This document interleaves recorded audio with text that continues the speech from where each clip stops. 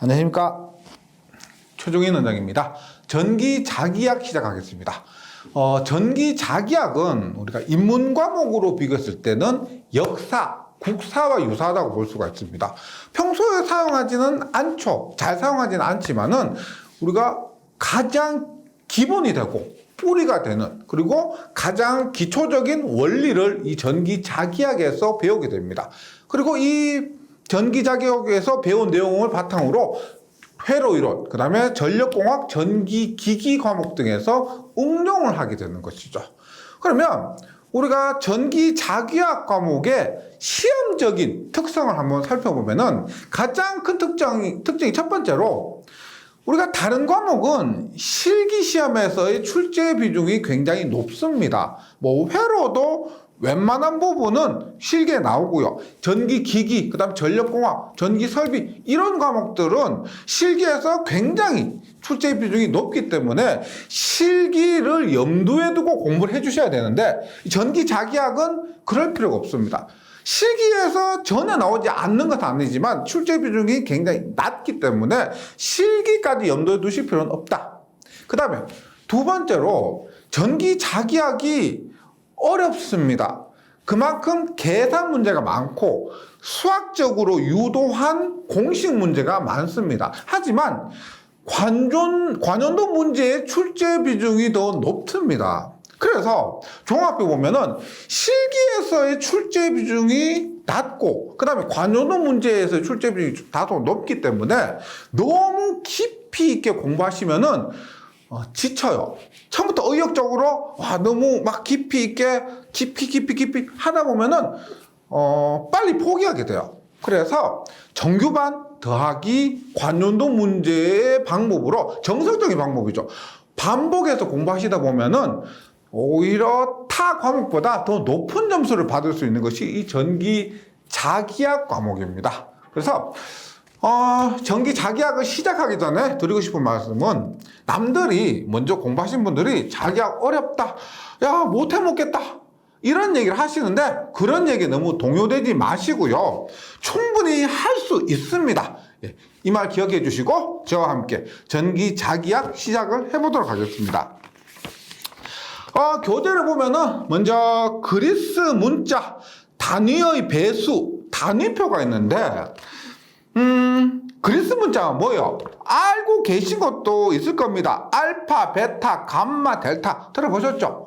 우리가 영어 알파벳이 몇 개예요? 26개죠. 이 26개로 표현하는 것이 한계가 있다 보니까 우리가 전기 공부를 하다 보면은 그리스 문자도 사용을 합니다. 그래서 시험에서도 그렇고요, 물론 공부하면서도 그렇고 그리스 문자가 많이 나오는데, 얘가 최소한 뭐라고 읽는지 정도는 아셔야 공부하는데 좀 더 효율적일 겁니다. 그래서 제가 조금 전에 말씀드렸듯이 처음부터 있죠. 너무 깊이 있게 알파, 베타, 감마, 델타, 엡실론 쓰면서 외우고 하지 마시고, 그렇게 하지 마시고요. 뒤에 공부하다가 이상한 그리스 문자 있네 라고 생각되면은 앞으로 넘어와서 여기서 확인해 주시기 바랍니다. 공부 열심히 하신 분은 대놓고 외우지 않더라도 나중에 되면 저절로 머릿속에 들어가 있어요. 네, 이것은 제가 참고하시라고 적어 놓은 것이고, 자료를 올려 놓은 것이고요. 처음부터 너무 깊게 공부한다고 해서 외우면서 하지 마세요. 빨리 포기하게 됩니다. 그래서 여기에서 나오는 것 중에서 굵은 글씨로 표현된 것 있죠. 알파, 베타, 감마, 델타, 엡실론, 지타, 이타, 시타, 람마, 뮤, 크사이, 로, 시그마, 타우, 파이, 카이, 오메가, 이 정도는 우리가 기사 혹은 산업기사 자격증을 공부하면서 한 번쯤은 나오는 그리스 문자를 표현한 겁니다. 그래서 굵은 것 위주로 한번 살펴보시면 되겠고요. 그 다음 단위의 배수가 있는데, 요즘은 우리가 컴퓨터를 많이 사용하다 보니까 우리가 단위의 배수가 예전보다는 조금 더 익숙하실 겁니다. 여기에서도 굵은 글씨로 표현하는 것 있죠.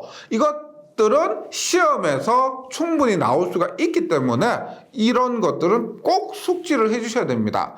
테라 뭐요? 10의 12승, 기가 10의 9승, 메가 10의 6승, 키로 10의 3승, 그 다음에 데카 10, 그 다음에 밑으로 내려와서 센티 있죠. 센티는 뭐 센티미터 할 때 그 센티죠. 10의 마이너스 2승, 밀리미터 할 때 그 밀리는 10의 마이너스 3승, 마이크로 10의 마이너스 6승, 그 다음에 나노도 많이 나오죠. 10의 마이너스 9승에 피코 10의 마이너스 12승까지는 시험에 출제가 됩니다.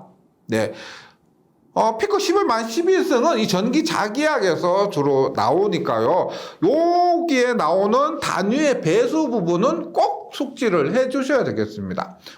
제가 공부를 하다가 혹은 문제를 풀다가 이런 단위 배수가 나오면은 그때그때 설명을 드리겠지만은 한 번씩 와서 공부 잘 안 될 때 한번 와서 한번 공부해 보시면은 살펴보시면은 어느 순간 머릿속에 들어가 있을 겁니다. 그 다음에 단위표인데 이 단위는 필기 혹은 실기에서 자주 나오는 그런 단위들을 모아놓은 겁니다. 이 부분도 지금 대놓고 외우지 마시고 제가 참고하시라고 넣어놓은 것이니까요. 공부 안 되실 때 한번 와서 보시기 바랍니다. 네. 그래서 문자 단위 배수 단위표는 참고 자료로 제가 올려놓은 것이니까 잘 보시고요. 이 책에 차례가 있습니다. 차례 보세요.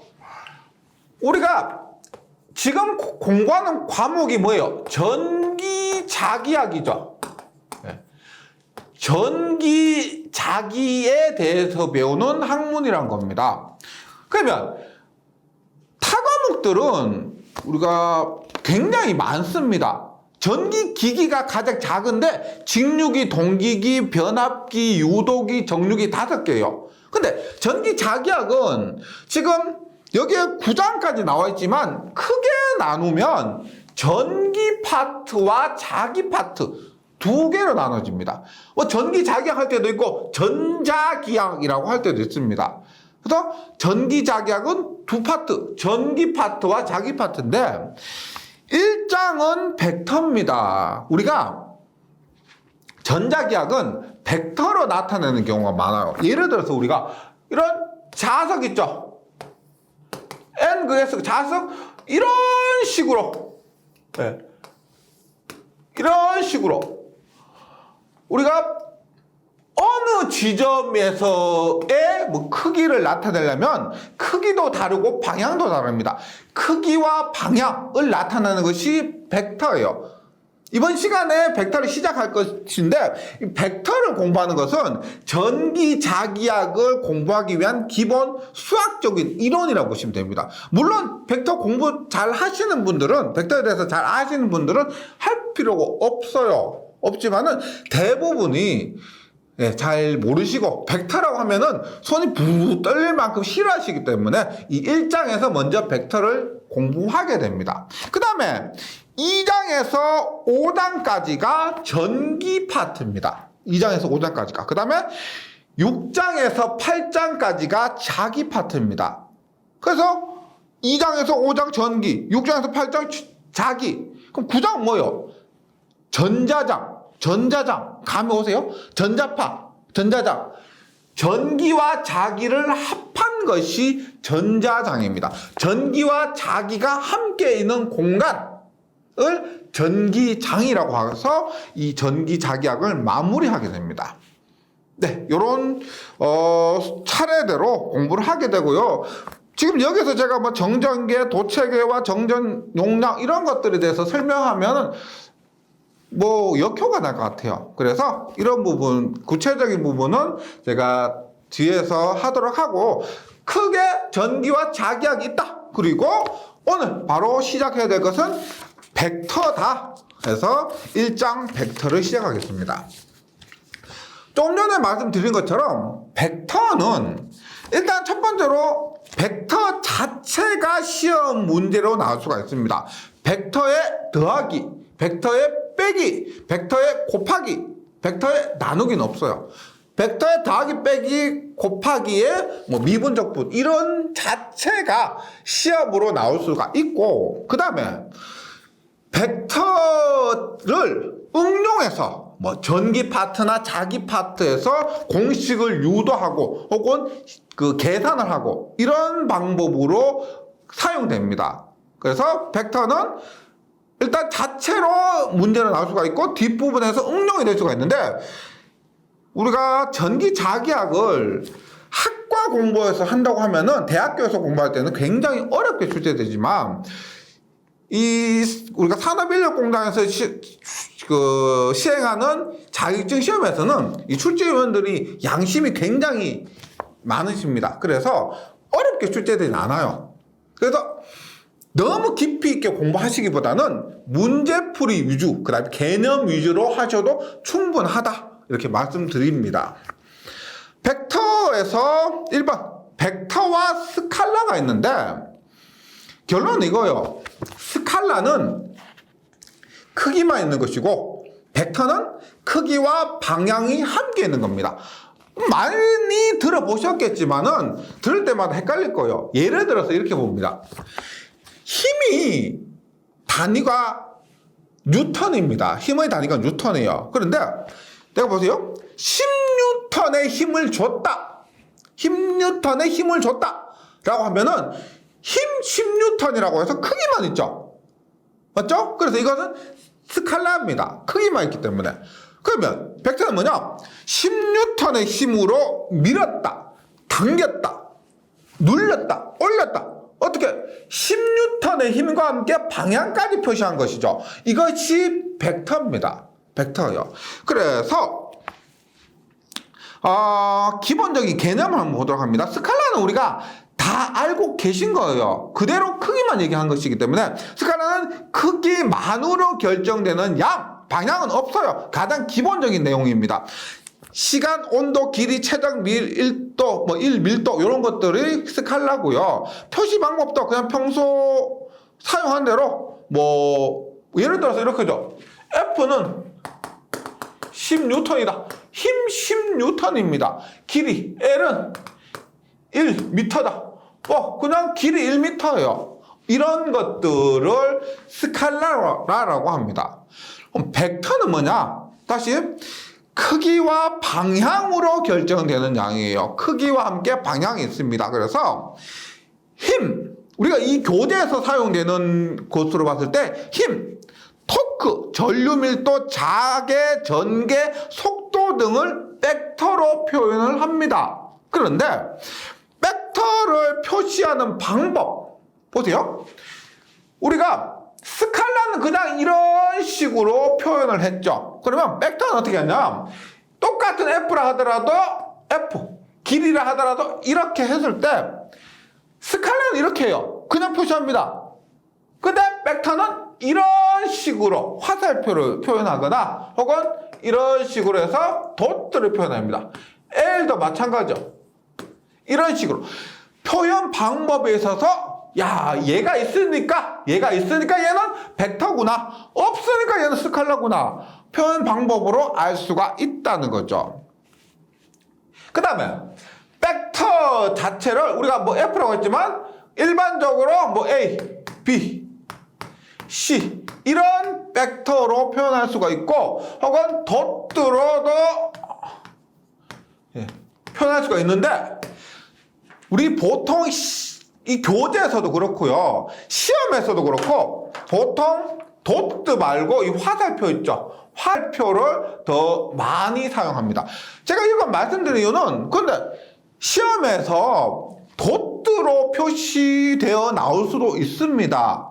이게 정해진 게 아니기 때문에 시험에서는 반드시 화살표만 사용해서 벡터를 표현한다 이렇게 정해진 게 아니기 때문에 이런 방법도 기억을 좀 해주시기 바라겠습니다. 벡터. 네. 그 벡터 표현 방법을 봤을 때 벡터 A는 보세요.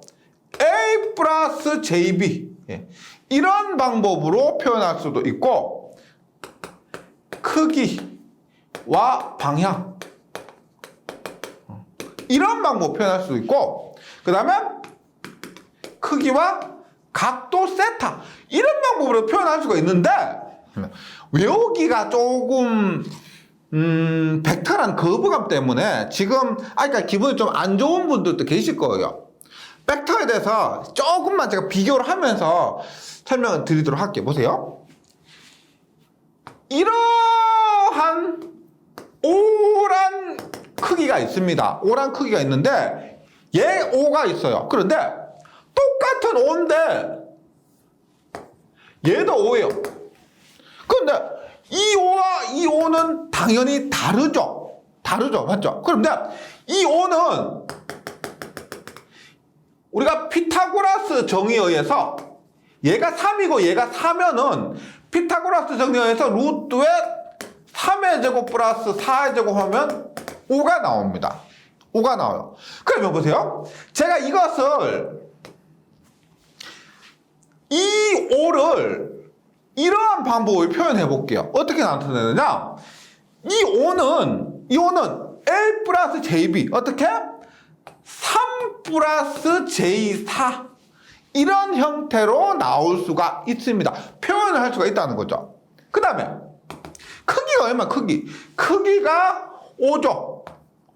5의 방향은 제가 지금은 계산하지 않고 5 곱하기 방향 이런 방법으로도 나타낼 수가 있고, 혹은 크기 얼마야? 크기 5.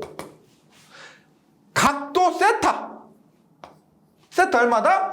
이거 회로 이론을 공부하신 분들은 좀 아실 건데, 이 세타를 구하는 방법은 아크 탄젠트의 얘분의 얘 3분의 4 아크 탄젠트의 3분의 4 이런 방법으로 벡터를 표현할 수가 있다는 겁니다. 지금 이 똑같은 O지만 이 O와 이 O는 다릅니다. 이 O를 기준으로 했을 때, 이것을 우리가 기준으로 했을 때 이 O를 표현하려면 당연히 방향까지 고려를 해줘야 되는데, 방향과 크기를 나타내는 방법이 크기와 방향 혹은 크기와 각도 혹은 각 성분으로 이렇게 표현하는 방법이 있고, 이것이 벡터를 표현하는 방법이다라는 거예요. 네.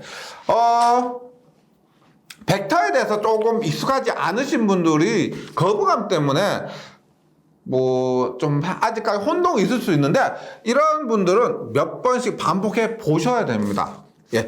뒷부분 계속 공부를 하고 다시 반복해서 보시다 보면 어느 순간 익숙해지실 거예요. 네, 이렇게 표현을 한다.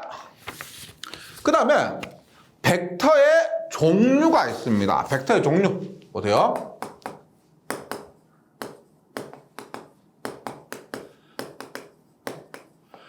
벡터의 종류인데 하나밖에 없으면 편하겠지만 이 벡터의 종류가 굉장히 많습니다. 보세요. 우리가 첫 번째로 나오는 것이 뭐가 있냐면 기본 벡터, 성분 벡터예요. 성분 벡터. 두 번째 단위 벡터. 그 다음에 세 번째 종류가 있을 때 우리가 직교 좌표계가 있습니다. 그 다음에 네 번째 직각 좌표계. 다섯 번째 원통 좌표계. 여섯 번째 구좌표계가 있어요. 이 중에서 보세요. 성분 벡터와 단위 벡터는 얘는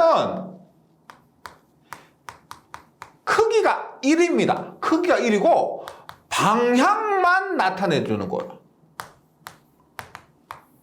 크기가 1이고 방향만 나타내는 벡터를 성분 벡터와 단위 벡터. 근데 얘 두 개 똑같다? 아니에요. 다릅니다. 크기가 1이고 방향만 나타내는 것은 똑같지만 성분 벡터와 단위 벡터는 다른 겁니다. 그 다음에 직교 좌표계는 뭐냐면 얘는 2차원 좌표계요. 이름이 직교 좌표계가 뭔가 멋있어 보이지만 우리가 학교 다닐 때 중학교 때 배울 겁니다. XY 평면 있죠? XY 평면, 그것이 직교 좌표계라 그래요. 그 다음에 직각 좌표계와 원통 좌표계와 구좌표계는 얘는 3차원 벡터예요. 3차원. 근데 우리가 전기와 자기를 생각했을 때 자석 생각해 보세요. 자석 생각하면 이 자석에 의한 힘이 뭐 영향을 미치는데 이것이 2차원을 미칠까요? 3차원을 미칠까요? 3차원을 미쳐요. 그래서 우리가 실제 전기자기학에서 가장 많이 사용하는 것은 직각좌표계입니다. 직각좌표. 얘가 가장 많이 사용하고 중요한 거예요. 직교좌표계는 XY 평면, 그 다음에 직각좌표계는 XY Z 평면. 하나가 더 있고 얘는 평면이면 얘는 공간이 돼요. 그 다음에 원통좌표계와 구좌표계는 원통좌표계는 한 2, 3년에 한 번 정도 시험에 나옵니다. 뭐 기사와 산기사 합쳐서 2, 3년에 한 번 정도. 구좌표계는 뭐 10년 동안 안 나올 경우도 있고요. 그래서 원통좌표계와 구좌표계 같은 경우는 기본 개념 혹은 공식 정도만 기억을 해주시면 되겠습니다. 그러면 처음 나오는 이 성분 벡터 있죠? 기본 벡터입니다. 성분 벡터, 기본 벡터에 대해서 한번 공부를 해보도록 할게요. 교재를 보시면 성분 벡터, 기본 벡터는 크기가 1이고 각상의 성분을 나타내는 벡터인데 얘는 뭐 벡터 싫어해도 알고 계시는 분이 많으실 거예요. 보세요. 지금 이렇게 3차원 벡터가 있다고 했을 때 보통 여러분 우리 XY Z축이라고 하죠. X축, Y축, Z축이라고 하죠. 그러면 X축을 이 X축으로 크기가 1이고 얘도 다 크기가 1이요. 크기가 1인데 방향이 X축이다라고 나타내는 것을 뭐라고 하냐? I라고 그래. I. A, B, C, D, F, G, H, I, J, K. IJK예요. 그래서 I는 뭐냐? X축으로 크기는 1. 그러니까 크기는 1인 것은 다 똑같은데 I는 뭐다? X축이다. J는 뭐다? 크기는 1인데 Y축이다. K는 뭐다? Z축으로 크기가 2인 것을 얘기합니다. 그래서 이렇게요. 보세요. I, J, K를 이렇게 나타낼 수 있어요. AX, AY, AZ. 그래서 IJK라 할 때도 있고 AX, AY, AZ라 나타낼 수도 있습니다. 예를 들어서 이렇게 보세요. 벡터 A가 이렇게 있습니다. A가 있는데 3R 플러스 4J 플러스 OK라고 해요. 뭐요? I 방향 3, J 방향 4, K 방향 5예요.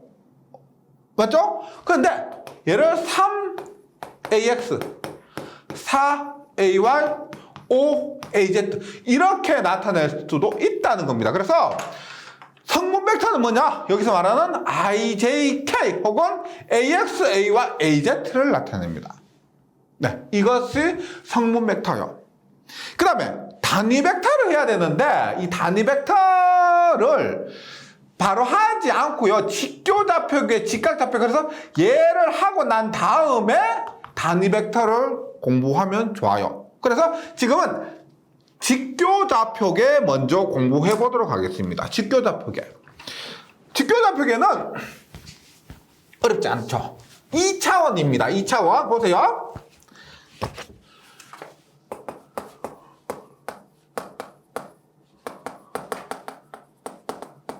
직교좌표계는 우리가 잘 아시는 이러한 X, 이러한 Y입니다. 만약 이렇게 더 간다. 얘 얼마요? 마이너스 X. 이렇게 한다? 마이너스 Y죠. 여기에서 우리가 성분 벡터를 본다고 하면 성분 벡터 어떻게? 얘가 크기가 1이고 X 성분이니까 I. 얘가 J가 됩니다. 그래서 직교좌표계는 2차원 평면을 얘기하는 거죠. 그래서 벡터 A가 있다고 했을 때 벡터 A는 벡터 A의 X 성분 AX의 I, AY의 J 이런 식으로 X와 Y 혹은 I와 J의 두 개의 성분밖에 없습니다. Z는 어디 갔느냐? 2차원이기 때문에 직교좌표계에서는 Z는 없어요. 우리 회로 이론 공부하신 분들, 회로 회로는 공부하시는 것이 보통 순서이기 때문에 회로 이론 공부하면 이렇게 되죠. 임피던스가 있습니다. 임피던스는 뭐 3 플러스 J4라고 해요. 원래 정석대로 쓰면은 얼마? 3i 플러스 4j예요. 4j. 그런데 2차원이고 두 개의 성분밖에 없기 때문에 두 개의 성분밖에 없는데 굳이 ij 이렇게 쓸 필요 없지.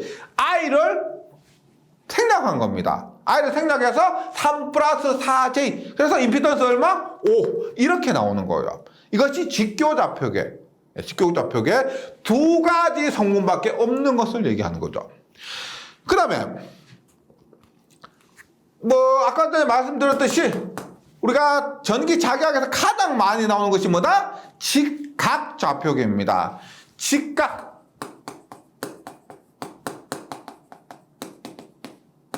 직각좌표계는 이렇게 공간적으로 X, Y, Z 세 개의 성분으로 나타냅니다. 그럼 여기에서 벡터라고 하면 얼마?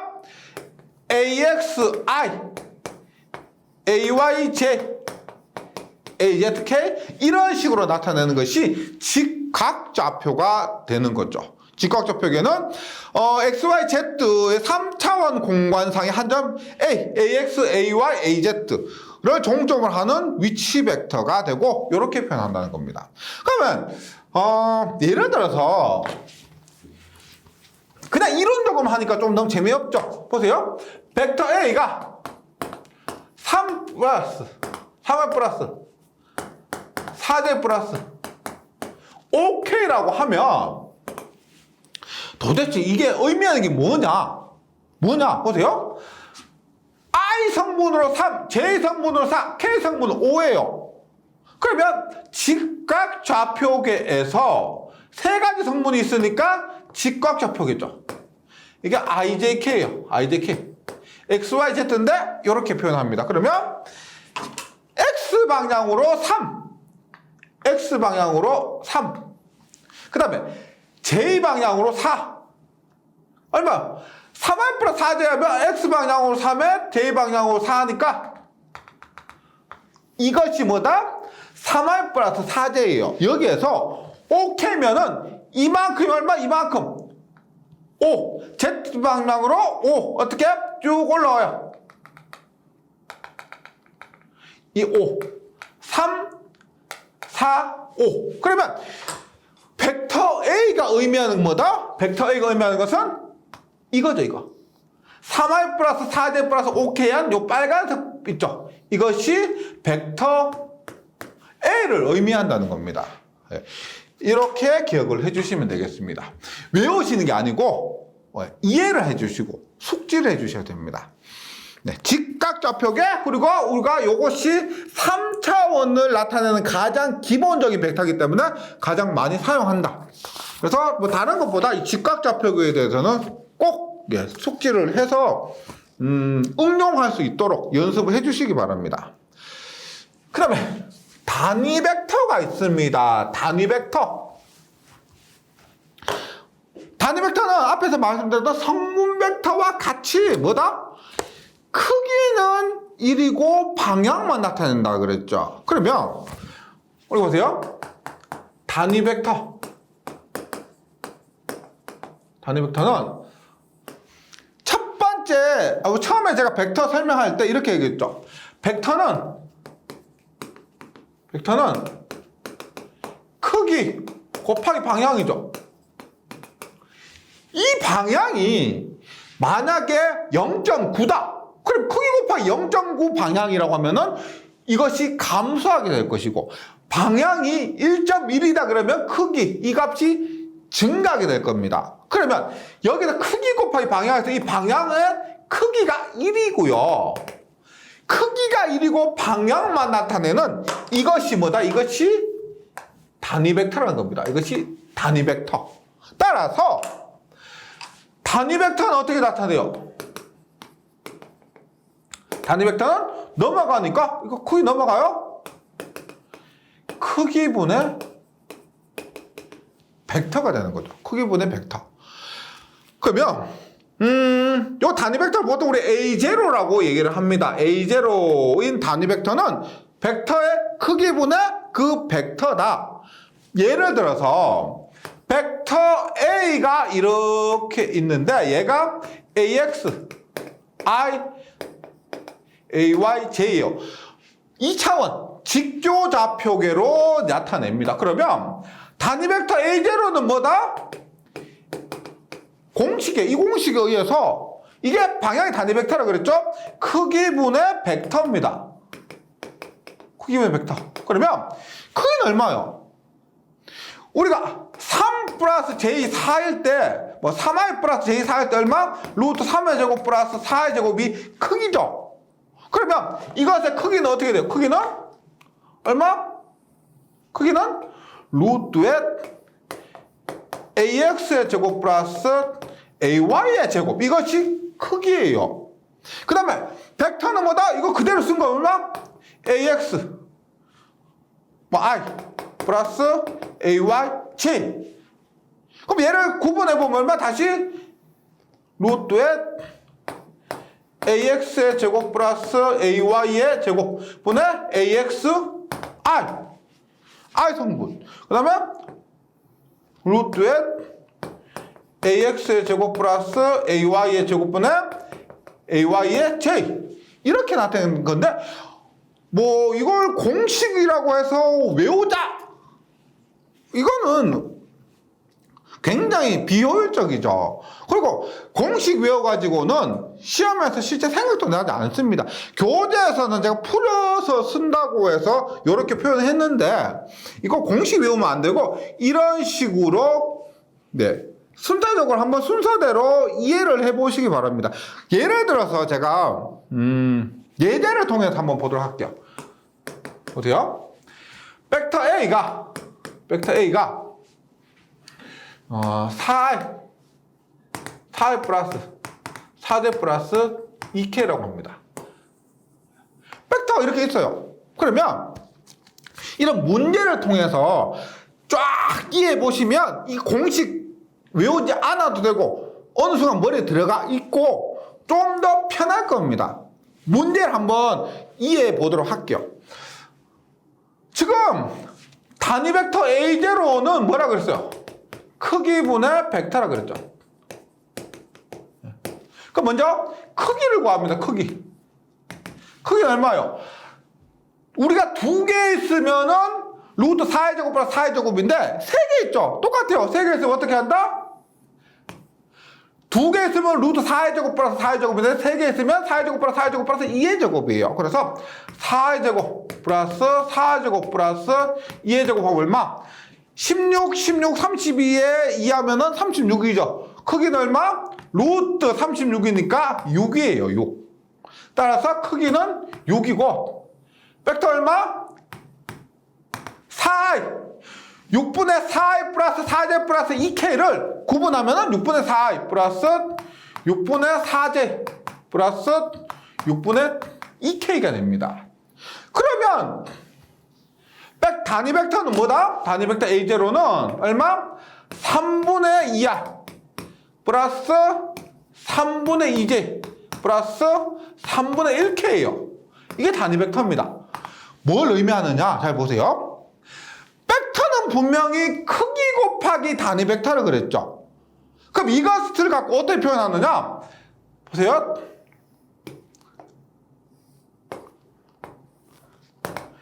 IJK에서 단위 벡터 문제입니다. 단위 벡터가 3분의 2r, 3분의 2r, 그 다음에 3분의 2j, 그 다음에 3분의 1k. 이걸 그러면 얼마? 단위 벡터가 이렇게 해서 이렇게 표현이 됩니다. 이것이 뭐다? 단위 벡터 AJ예요. 그러면 진짜 벡터는 뭐다? 크기 곱하기 단위 벡터. 지금 단위 벡터가 지금 방향을 이렇게 지금 설정했죠. 방향 이 방향이다 했습니다. 그러면 그만큼 방향을 설정한 다음에 크기 얼마였어요? 이거 크기 6이었죠. 얼마? 이 방향대로 6만큼만 가면 되는 거죠. 즉 크기는 6이고 방향은 이 단위 벡터만큼이다 해서 단위 벡터를 이렇게 나타낼 수가 있는 거죠. 단위 벡터를 통해서 단위 벡터의 크기를 곱하면 전체 벡터를 나타낼 수가 있고, 그 다음에 단위 벡터는 뭐라 했어요? 조건이 단위 벡터는 크기가 1이라 그랬죠. 그럼 단위 벡터의 크기 한번 구해볼까요? 단위 벡터 크기 얼마? 크기 3분의 2 제곱 3분의 2의 제곱 플러스 3분의 1의 제곱. 이거 얼마? 계산해 보세요. 얼마? 1입니다. 1. 즉 단위 벡터의 정의 크기는 1이고 방향만을 나타내주는 벡터, 성분 벡터와 동일하지만 다르죠. 성분 벡터는 ijk를 얘기하는 것이고 단위 벡터는 크기는 1, 방향을 나타내는 것인데 얘는 벡터입니다. 벡터. 네. 그 다음에 원통 좌표계와 구좌표계가 있는데 너무 깊이 있게 공부하지 마세요. 너무 깊이 공부하지 마시고 보세요. 원통 좌표계와 구좌표계는 왜 중요하냐면, 원통 좌표계는 전기에서 원통이 뭐가 있냐면 형광등이 전기에서 원통이죠. 형광등. 우리가 원통이라면 이렇게 생긴 거. 긴 원통이 형광등입니다. 그 다음에 또 많이 사용되는 것이 뭐가 있냐면은 전선 있죠. 전선도 이렇게 생긴 것 일종의 원통이 됩니다. 그래서 전기에서 원통 좌표계도 사용하는데 직각 좌표계만큼 많이 사용되지는 않는다라고 했죠. 그래서 기본 개념이나 공식 정도만 숙지해 주시면 돼요. 그러면 원통 좌표계는 어떻게 이루어지느냐면 기본적으로 우리가 직각 좌표계 위에 그려요. 직각 좌표계 위에 그리는데 직각 좌표계는 우리가 R, J, K라고 했죠. 얘를 AX, AY, AZ라고 한다고 했죠. 그러면 원통 좌표계는 이렇게 보여요. 보세요. 원통을 이렇게 그립니다. 그려.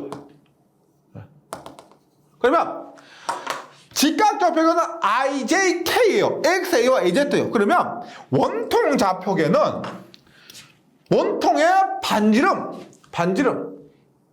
얘가 뭐? 원통의 반지름 있죠? R이요. R. 그 다음에 반지름과 이루는 각도 요거 있죠? 요것을 우리가 파이, 각도 파이라고 해요. 각도 파이.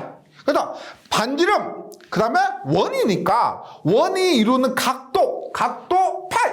그 다음에 원통의 높이 있죠. 원통의 높이는 우리가 직각 좌표계에서 마찬가지로 Z라고 합니다.